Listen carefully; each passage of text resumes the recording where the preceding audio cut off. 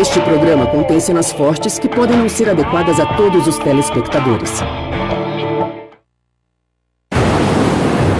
Herbert William Mullin foi eleito pelos colegas de escola como o futuro vencedor. Aos 25 anos, ele tirou a vida de 13 pessoas, entre homens, mulheres e crianças, com faca. Ele a abriu, tirou os intestinos e deixou para fora. Pistola. Pessoas corriam para salvar suas vidas. Bastão. Ben! E rifle. Ele atirou, matou e saiu dirigindo. Ele afirmou que estava numa missão extraordinária de salvar vidas através dos assassinatos. Ele ia fazer algo heróico e significativo. O abominável assassino em série seria produto da natureza ou da criação? Perguntamos aos investigadores que tiveram que desvendar o mistério. A finalidade do meu trabalho com Herbert Mullin era tentar descobrir o que o motivava. E ao próprio assassino. They are to blame for causing me to commit crimes. Será que Herbert William Mullin nasceu para matar?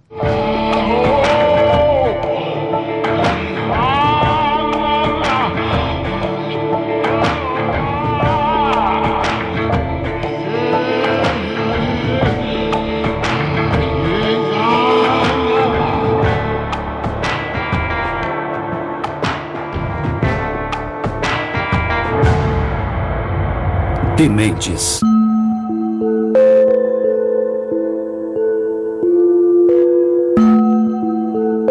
I was a good Catholic. I said my prayers every day. I went to church every Sunday. I made sure that I went to confession at least once a month. Between October 13th, 1972 and February 13th, 1973, I did in fact murder 13 people.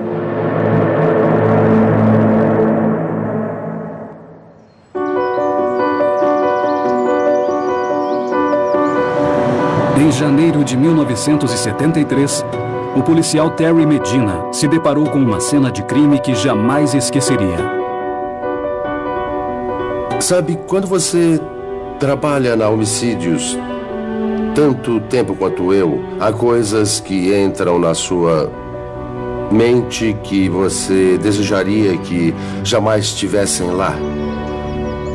Aquele chalé é uma das cenas que ainda me atormentam.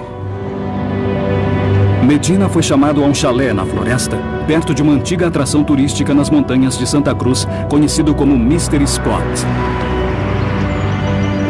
É nesse lugar que eles anunciam o fenômeno do desconhecido, onde o planeta e a gravidade não existem como em outros lugares. O fato é que na noite em que os corpos foram descobertos, certamente eles não tinham seguido o curso da natureza tal como conhecemos. Foi na época de Natal.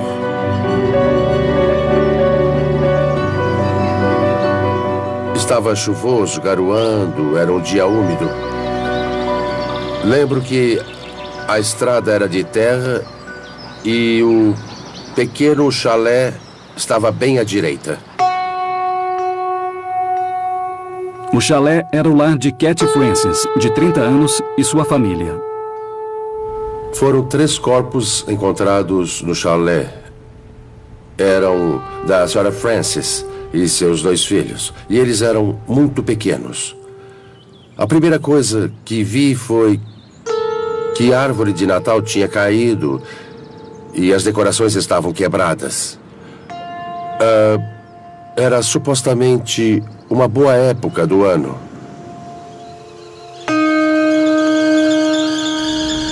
Era óbvio que tinha havido uma luta bem violenta na casa. Ela lutou muito. Os filhos de Cat estavam jogando na cama. O assassino atirou neles e os apunhalou com uma faca de caça. Um deles ele puxou pelo pé para mais perto e o esfaqueou.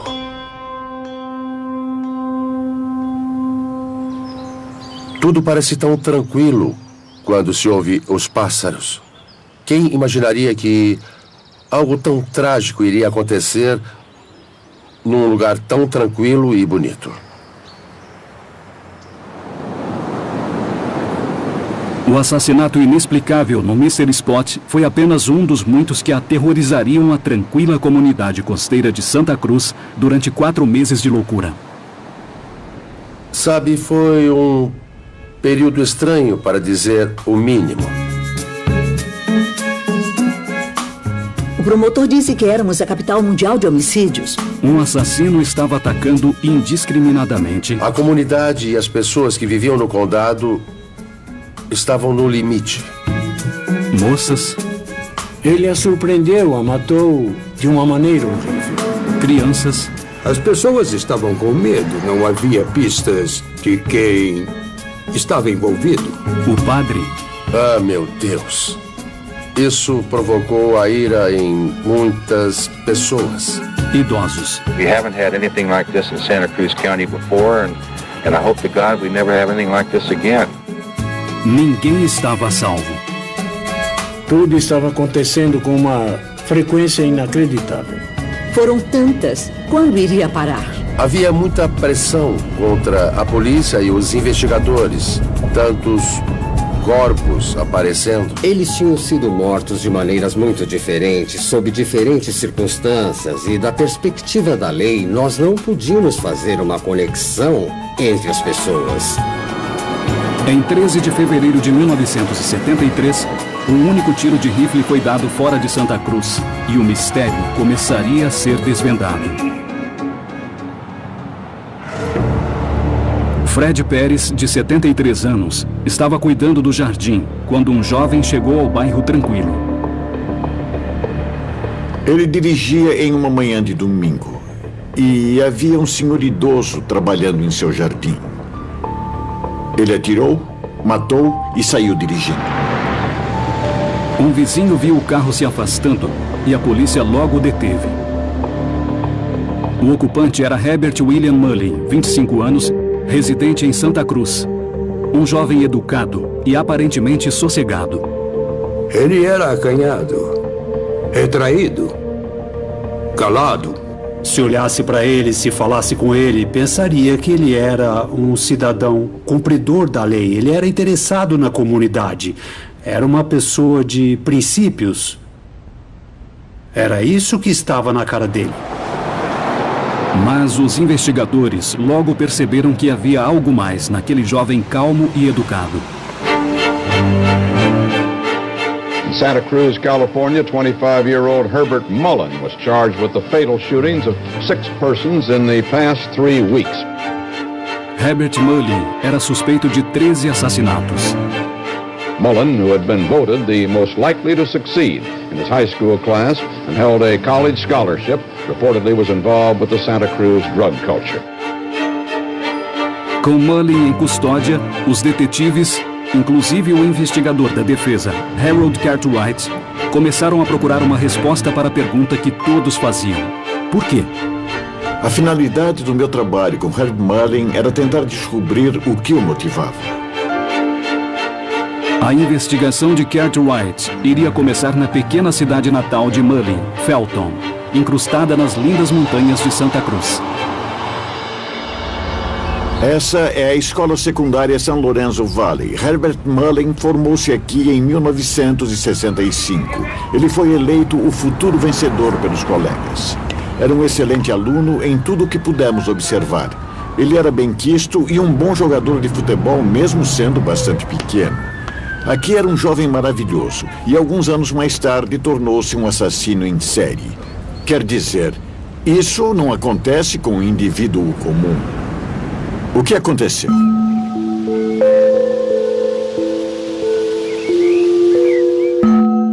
My name is Herbert William Mullen, and I was born on April 18th, 1947 at 6:06 a.m.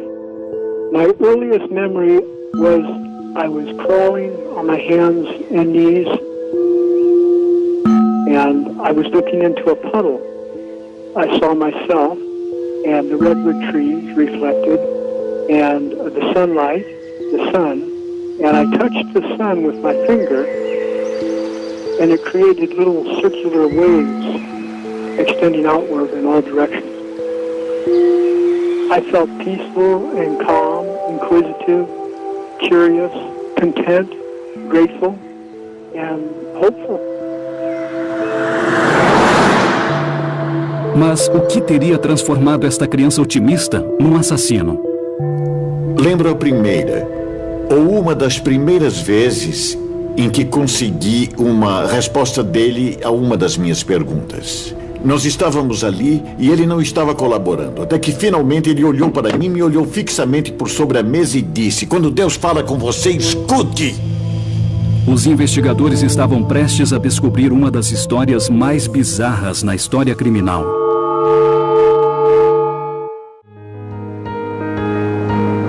Em fevereiro de 1973, Herbert William Mullin, morador de Santa Cruz, foi preso sob a acusação de ter atirado num senhor que trabalhava em seu jardim. Mullin foi interrogado por investigadores e médicos e, com o caminhar da investigação, começou a revelar os detalhes de mais 12 assassinatos que tinham apavorado a comunidade. Todos com um motivo extraordinário. Eu fiquei com o meu cabelo em pé. Quero dizer, a história me deu calafrios na espinha. A ideia de Mullin era que ele tinha que salvar o mundo após ouvir vozes.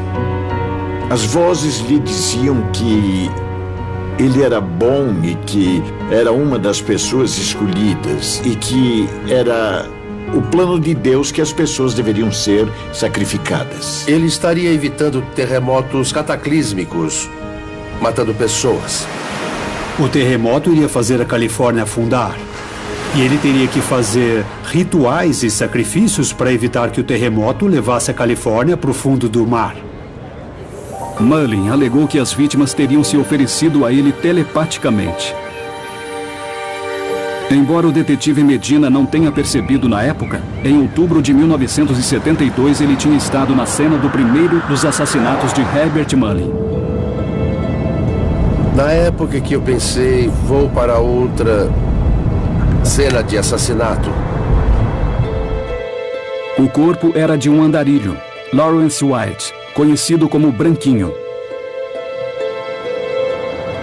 Estávamos a cerca de 1,5 km da cidade de Santa Cruz. Nós fomos chamados para uma área fora da estrada. E lá estava um velho morto e que tinha sido espancado. Mullin achava que as pessoas que estavam dispostas ao sacrifício iriam avisá-lo telepaticamente. Eles queriam morrer e era exatamente isso que ele fazia acontecer. Ele viu um homem numa rodovia. Ele dirigiu até lá, ele ouviu o homem dizer: "Eu sou Jonah, atire em mim." E lá se foi o primeiro. Ele estacionou um Chevrolet Noma de 58, abriu o capô e ligou o sinal de pisca, ou seja, tem algo errado com o carro. Quem poderia chegar? O pobre Branquinho. Ele pediu para o velho ficar olhando o motor. Mullin voltou com um taco de beisebol e enquanto Lawrence White estava de costas, bam! Ele o matou. Claro, você começa a olhar quem são os companheiros dele e, nesses casos, geralmente procuramos quais seriam as conexões. Bom, todos os amigos do White queriam nos ajudar. Ele não tinha um inimigo sequer.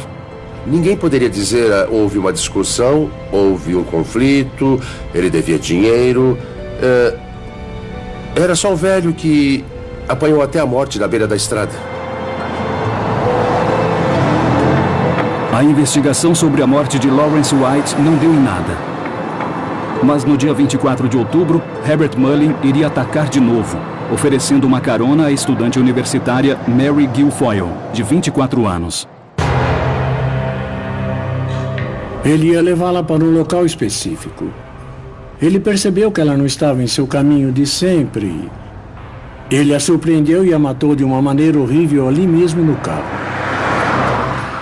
Ele não só a esfaqueou, mas ele a abriu, tirou os intestinos e deixou para fora. O garoto que havia sido popular na época do colégio agora estava matando sem remorso. Nesse caso, havia sangue dela no tapete do carro dele. E ele me disse depois que nunca tinha conseguido limpar o sangue do tapete do carro. Mas não havia qualquer emoção quando ele falava sobre matar pessoas. E agora, Herbert Mullin estava prestes a cometer um crime que chocaria a comunidade profundamente.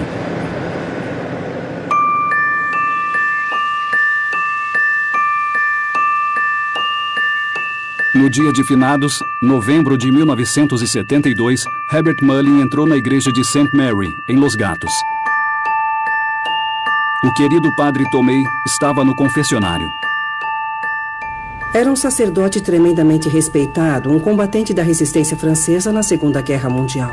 E Mullin tinha sido criado como católico. Ele tinha ido à igreja confessar. I was thoroughly indoctrinated into the ideas and concepts and belief systems of Roman Catholicism. Many of those doctrines and concepts require a great deal of faith that isn't based on logic or reasoning. I think that was detrimental to my mental health. Ele foi ao confessionário, confessou algumas coisas, possivelmente seus crimes anteriores. Então ele abriu a porta do confessionário e esfaqueou o padre no coração. Futuramente, Mullin afirmaria que o padre Tomei se ofereceu em sacrifício. A coisa foi tão horrorosa que o padre, mesmo depois de ter sido esfaqueado para sangrar até a morte, ainda teve que proferir palavras de perdão sobre o que ele tinha feito. Foi quase como a cena da crucificação. O que poderia ter levado Mullin a cometer um crime tão chocante? O policial Terry Medina também começou a se aprofundar na infância de Mullin. Durante a investigação, tivemos de interrogar os pais dele e, sabe, a mãe dele era uma pessoa muito agradável, uma típica mãe da época. O pai do Herb era um cara normal, ele trabalhava nos Correios. Era ex-fuzileiro naval, mas muito rigoroso, quer dizer, havia um claro princípio de certo e errado. I entered St. Stephen's Grammar School.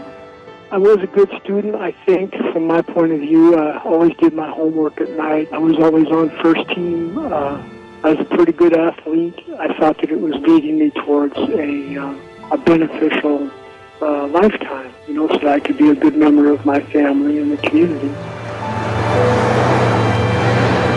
As investigações detalhadas não provaram nada de significativo ou de anormal sobre a infância de Mullin até o fim de sua adolescência.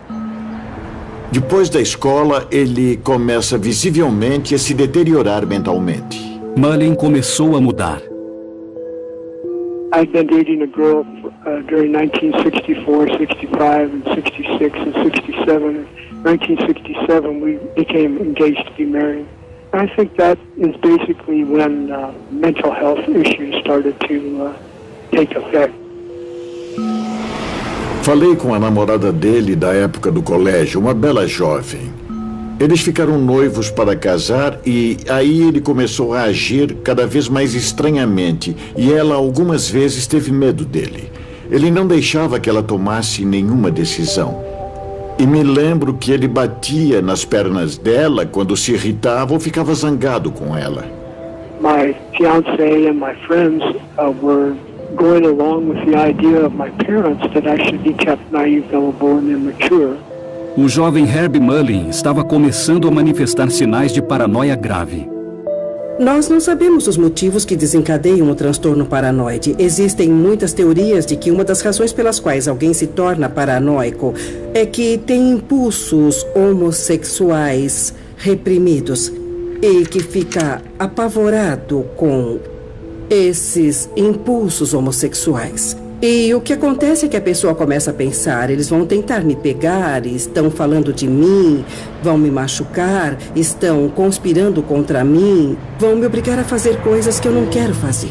E esse não é um problema de identidade sexual. Acho que as pessoas poderiam confundir e pensar: eles são gays e não gostariam de ser. Mas é muito mais. É um sentimento de terror.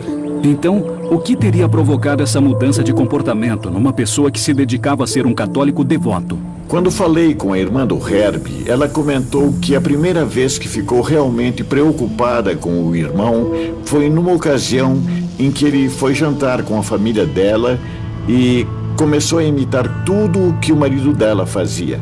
Se o marido dela pegasse um garfo ou uma faca, ele pegava um garfo ou uma faca. Se o marido se levantasse e fosse para a pia, ele se levantava e ia até a pia. E isso continuou por algum tempo. Ela descreveu como se ele estivesse em transe, que Mullen realmente não estava no controle do que estava fazendo. Ele estava sendo controlado por seu cunhado.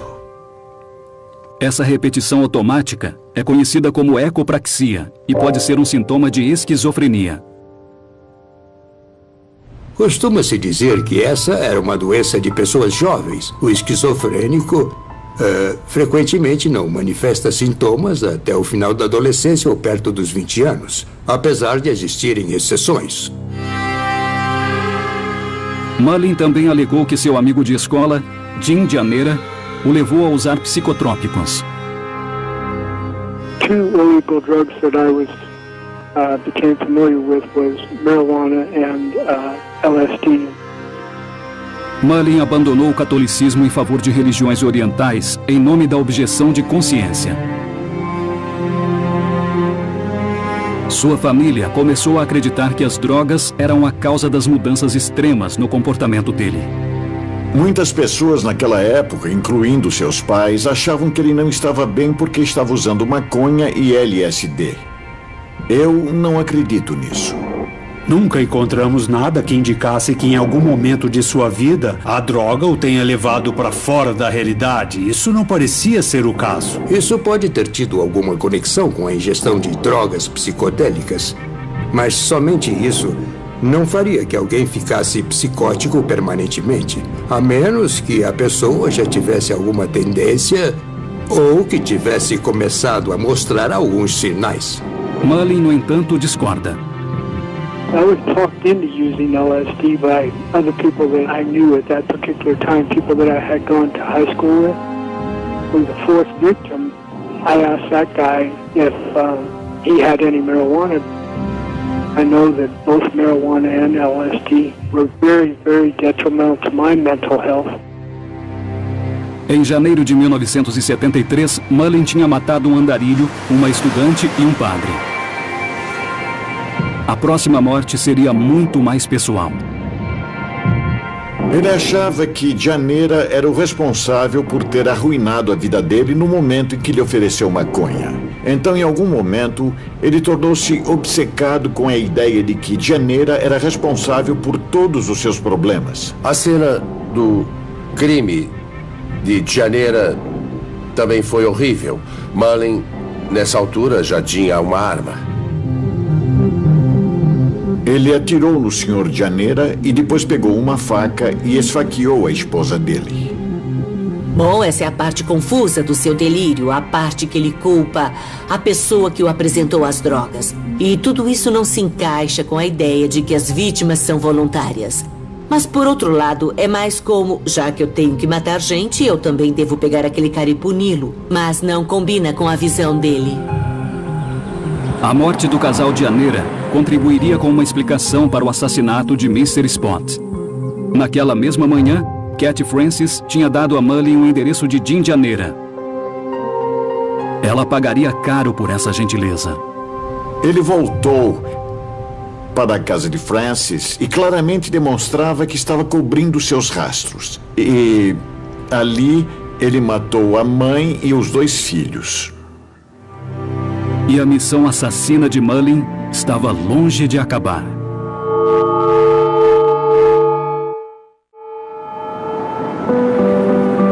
Em 1973, Herbert Mullen foi preso por múltiplos assassinatos, que ele alegou ter cometido para salvar a Califórnia de um terremoto cataclísmico. Vários dias após a detenção de Mullin, o detetive Terry Medina foi chamado para uma outra cena terrível na floresta de sequoias. Essa área está no Parque Estadual Henry Cowell, mas não é na parte do parque onde as pessoas vão, onde tem as mesas de piquenique e os lugares para acampar. É a parte isolada do parque, pouco usada, uma área montanhosa.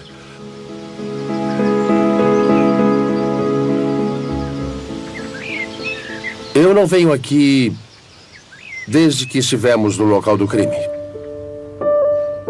There's no question about it. It's very unusual. We haven't had anything like this in Santa Cruz County before, and I hope to God we never have anything like this again.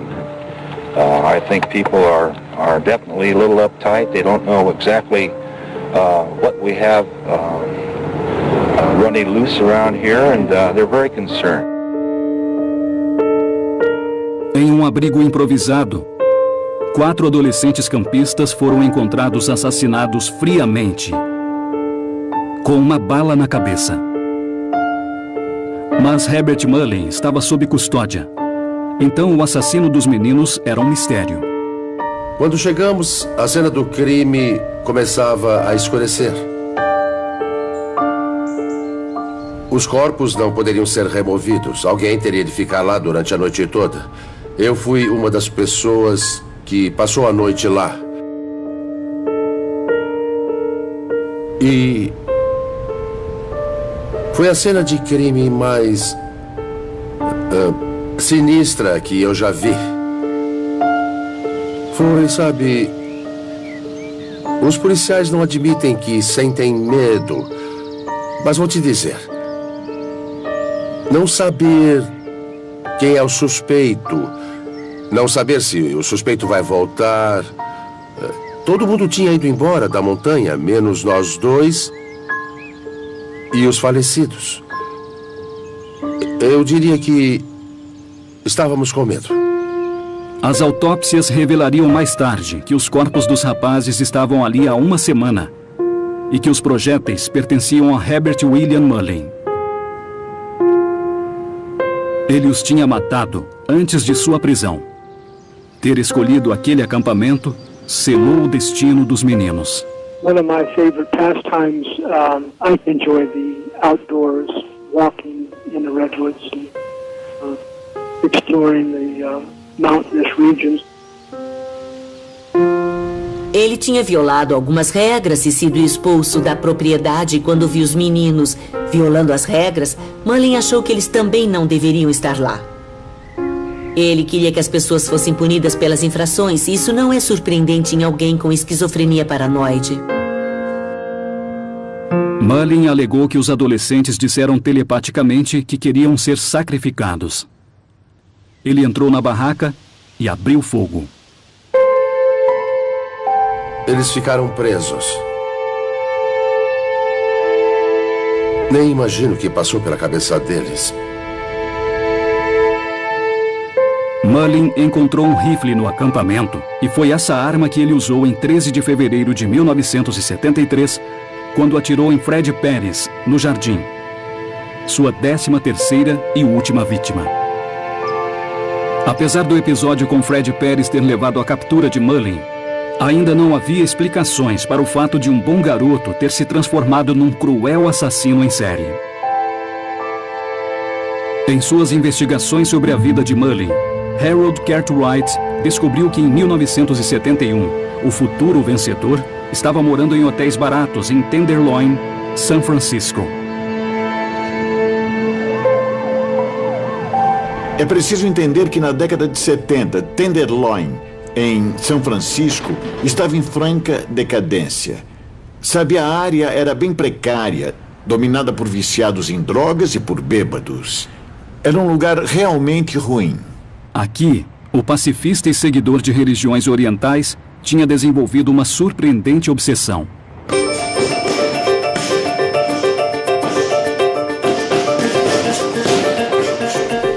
Eu me lembro que o nome do treinador era Vicky. Ele costumava descrever o Mullin como estranho, mas gostava do garoto porque ele tinha muita força de vontade. Ele era sparring de boxeadores com melhor preparo físico. E com certeza ele apanhava bastante, mas sempre se mantinha firme.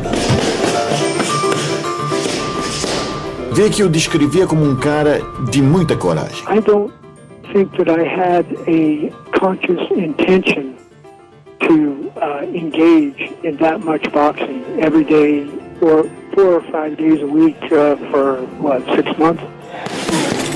Herbie ficava muito focado quando alguém precisava falar com ele ou estava lá para treiná-lo. Mas era só virar as costas para ele por alguns minutos e você estaria em pé no corner enquanto ele falava sozinho, como se estivesse conversando com outra pessoa. I wanted to program myself to become a successful citizen. And somewhere in my subconscious I focused on my father and how he had told me he had been boxing and so forth during his formative years. And so possibly I engaged in that violent activity because of my desire to be more like him in terms of the success story of a normal natural person in America. Não é raro procurar por alguma coisa que vai te fazer sentir melhor, independentemente do que seja. É bastante doloroso ficar infeliz a esse ponto. A dor psicológica é uma coisa que muitos esquizofrênicos mencionarão em algum momento, que não suportam a dor que sentem.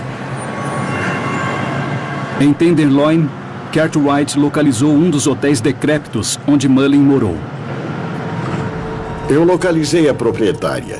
Ela havia guardado algumas caixas que ele deixou quando se mudou. Elas estavam cheias de manuscritos e desenhos insanos, além de centenas de páginas que realmente não faziam qualquer sentido. Um dos sintomas de certos tipos de esquizofrenia ou outros tipos de distúrbios de aprendizagem é a hipergrafia, ou o impulso que leva uma pessoa a escrever compulsivamente. Às vezes escreve nas paredes, nos seus próprios corpos, costumam manter diários, escrevem enormes cartas ao presidente. Não é que eles precisem escrever alguma coisa em particular para ser lida. É só um registro compulsivo de detalhes, detalhes, detalhes. Ele escreveu grande quantidade de literatura e era essencialmente indecifrável enquanto esteve lá. Esses escritos aparentemente sem sentido continham códigos secretos que revelavam uma visão aterrorizante das intenções futuras de Herbert Mullin. Havia bastante material sobre os 12 apóstolos mais um. Claramente insinuava que ele era o 13º discípulo de Deus. Mullin estava começando a desenvolver suas teorias de como ele salvaria a Califórnia do desastre natural. Ele se deparou com uma data de morte que é muito significativa, a de Einstein. E Albert Einstein morreu em sua data de nascimento, 18 de abril, que também coincide com o terremoto de São Francisco de 1906. Ninguém pode dizer qual porcentagem de esquizofrênicos tem essa habilidade, mas é muito comum. O pensamento mágico sobre certos números ocorre e é um de seus delírios. Então, na mente de uma pessoa com transtornos delirantes, o que ela vê é que Einstein morreu para proteger as pessoas que nasceram em 18 de abril. E essas pessoas agora teriam uma missão de proteger todas as demais. Então ele ia fazer algo heróico. Ele acabou entrando de cabeça nessas datas e começou a observar os números e taxas de mortalidade em todos os lugares. E observando os desastres naturais, ele pensou, olha aqui, as taxas de mortalidade estavam baixando e tivemos um furacão ou um terremoto. Seria a Terra tentando se equilibrar? E ele imaginou que, matando pessoas, ele aumentaria a taxa de mortalidade e evitaria o terremoto. Herbert Mullin escolheria o dia 13 de outubro de 1972 para dar início aos 4 meses de um massacre devastador que iria tirar as vidas de 13 pessoas inocentes. Sua última vítima foi assassinada no dia 13. Mas Mullin teria sido realmente impulsionado por delírios? E sua insanidade não poderia poupá-lo da punição por seus crimes?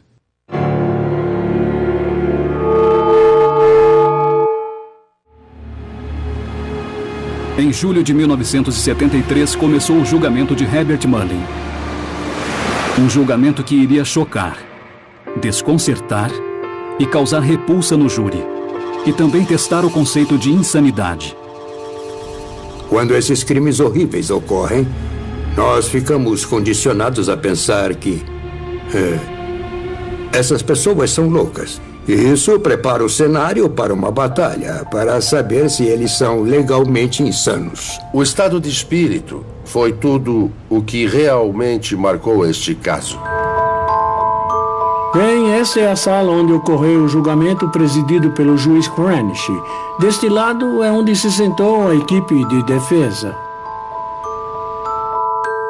Desde o momento que Mullin encontrou com seu advogado nomeado pelo tribunal, seu comportamento tornou-se bizarro. Herbert Mullin disse que não me queria porque eu não pareço suficientemente com Richard Nixon. E aquele não era exatamente o auge da popularidade de Nixon. Era evidente que Mullin era um sujeito estranho. Com o avançar do julgamento, qualquer dúvida que Mullin tivesse sido o autor de todos os crimes desapareceu. O Sr. Mullin normalmente sentava nesta cadeira. Ele costumava interromper o processo de vez em quando.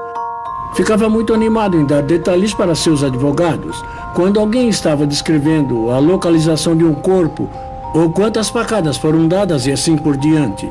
Quando alguém age dessa maneira, está obviamente incriminando a si mesmo. Embora tenha ficado claro para todos que Mullin era mentalmente doente, será que era suficiente para evitar a completa responsabilidade pelos crimes? Até mesmo um diagnóstico de doença mental grave não é o equivalente à insanidade legal. A insanidade legal se refere à responsabilidade moral. Na maioria das jurisdições, ela é baseada na regra inglesa de Manhattan. Parte da regra do Manhattan diz que quando o acusado não sabe que o que está fazendo é errado, não é um homicídio doloso. Bom, ele não sabia que o que estava fazendo era errado pelo que eu vi. Ele achou que estava fazendo a coisa certa. Contra todas as expectativas, Mullin deixou claro que queria falar. O Sr. Mullin testemunhou que é muito raro. Ele veio até aqui e permaneceu em pé. Ficou assim e praticamente nos deu uma palestra. Mullin afirmou que sua família, amigos e vizinhos haviam conspirado para levá-lo a matar. Uma afirmação que ele mantém. I've tried over the years, even during the trial, I've tried to explain that I felt that my family and the people in charge of my upbringing were sort of playing a killjoy sadistic game on my life, on my mind. I think my family and my neighbors, and they knew that I was committing the crimes. Todos os envolvidos na investigação dos crimes de Mullin consideram as afirmações como delírios de um louco. Eu já vi muitos casos onde é tão fácil culpar os pais por coisas que dão errado. Se um dos pais soubesse exatamente o que Herb estava fazendo, eles o teriam entregado. Eu tenho certeza absoluta disso.